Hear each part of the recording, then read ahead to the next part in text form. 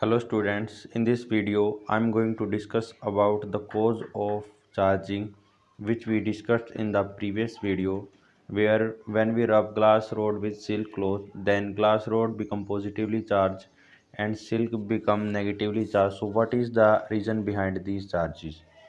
Actually, when we rub any two things, then there are some electrons which transfer from one thing to another. Example, when we rub glass rod with silky, then glass rod lose some of the electron and silk cloth gets those electron.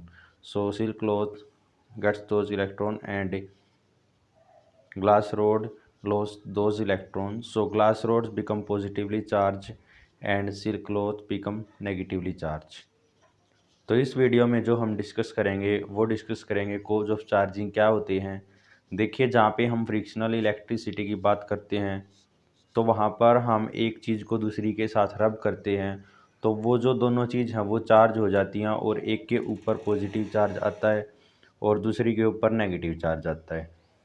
जो body हैं वो charge हो जाती हैं। तो उसका reason ये है कि जो जिस पे भी पॉजिटिवली चार्ज आया वो चीज़ अपने इलेक्ट्रॉन को लॉस करती है और जिसके ऊपर नेगेटिव चार्ज आया वो उन इलेक्ट्रॉन को गेन करती है। तो इससे जो दोनों चीज़ें हैं वो चार्ज हो जाती हैं और जो मटेरियल है उस पर चार्ज जनरेट हो जाता है। Now move to the next topic, Coulomb's law. So here we discuss Coulomb's law. Coulomb was a scientist who gave the force expression for force between two charges. So let us consider two charges. One is here and other is here. So this is Q1 and this is Q2. And the distance between these two charges is R.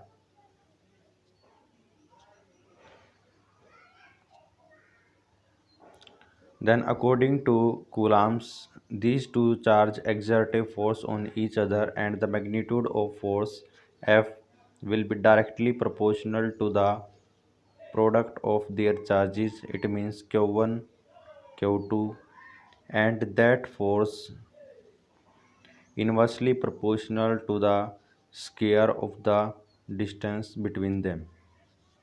So this is the equation number 1 and this is the equation number 2. When we combine these two equations, then we get F is directly proportional to Q1 Q2 divided by R square. When we remove this proportionality sign, we put a constant here. So F is equal to K Q1 Q2 divided by R square. And the value of K is equal to 1 upon 4 pi epsilon naught. So this is the value of K and this is equal to 9 into 10 raised to the power 9 units. Units will be discussed after some time. So this is the value of K. So the force become F is equal to 1 upon 4 pi epsilon naught Q1 Q2 divided by R square. So this is the final expression for force which is obtained in Coulomb's law. तो coulomb एक scientist थे जिन्होंने ये कहा कि अगर हम दो चार्ज ले, एक को हम Q1 लिखते हैं, एक को हम Q2 लिखते हैं। यहाँ पे Q डैश भी हो सकता है इस तरीके से, Q भी हो सकता है, Q डैश भी ले सकते हैं इस तरीके से। तो उन्होंने ये कहा कि जब हम कोई भी दो चार्ज हैं उनको अगर हम कुछ डिस्टेंस पे रखें तो उनके बीच में एक इलेक्ट्रोस्टैटिक फोर्स लगेगा और वो फोर्स होगा डायरेक्टली प्रोपोर्शनल होगा प्रोडक्ट ऑफ देयर चार्जेस के। वो फोर्स इन्वर्सली प्रोपोर्शनल होगा डिस्टेंस बिटवीन टू चार्जेस की। तो उन्होंने ये जो दो कंडीशन हैं ये बताई। अब जब हम इन दोनों इक्वेशन को कंबाइन करेंगे तो हमारे पास F जो होगा वो डायरेक्टली प्रोपोर्शनल होगा Q1 Q2 divided bye R square. जब ये हमारे पास डायरेक्टली प्रोपोर्शनल का साइन है, हम इसको हटाते हैं तो हम एक कांस्टेंट लिखते हैं जिसको हम लिखते हैं के। तो एफ की वैल्यू हो गया एफ इज इक्वल टू के Q1 Q2 divided by r square. तो ये जो कांस्टेंट होता है के, इसकी जो वैल्यू होती है वो होती है 1/4 पाई एप्सिलॉन नॉट। ये होती है 9 × 10⁻⁹ यहाँ पे यूनिट आएंगी, यूनिट को हम बाद में डिस्कस करेंगे। तो जो हमारे पास फोर्स की वैल्यू आ गई वो आ गई हमारे पास 1/4 pi epsilon naught Q1 Q2 divided by r square. Now I'm going to find out the unit of k. So from this expression, if we write k is equal to f into r square divided by q1 q2. So from here we find the unit of k. So unit of force is Newton and the unit of r is meter square divided by unit of charge is coulomb. So here two charge is present, so this becomes coulomb square. So the unit of k is equal to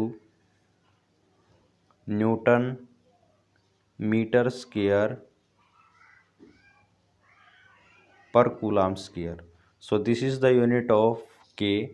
So the value of k is 9 into 10 raised to the power 9 Newton meter square per coulomb square.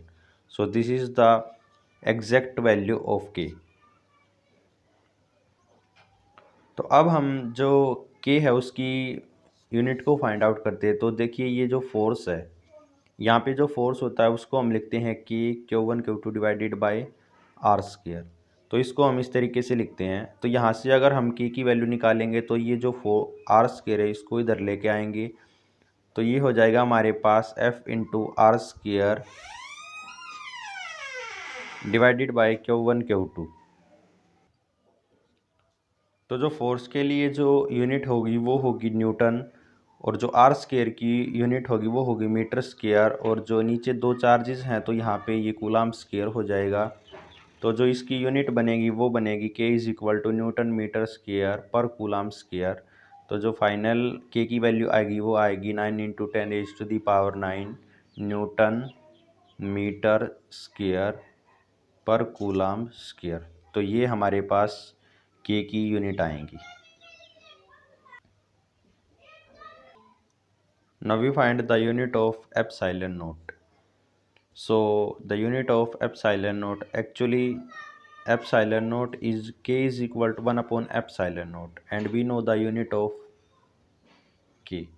So the unit of epsilon naught will be approximately 1 by k. So these are the unit of k. So we write this 1 upon Newton meter square per coulomb square. So this become coulomb square per Newton per meter square. So this is the unit of epsilon naught. Now the value of epsilon naught is equal to 1 upon 4 pi into 9 into 10 raised to the power 9. So this is equal to 8.85 into 10 raised to the power minus 12 coulomb square per Newton per meter square. So this is the value of epsilon naught, and the epsilon naught is called permittivity of free space.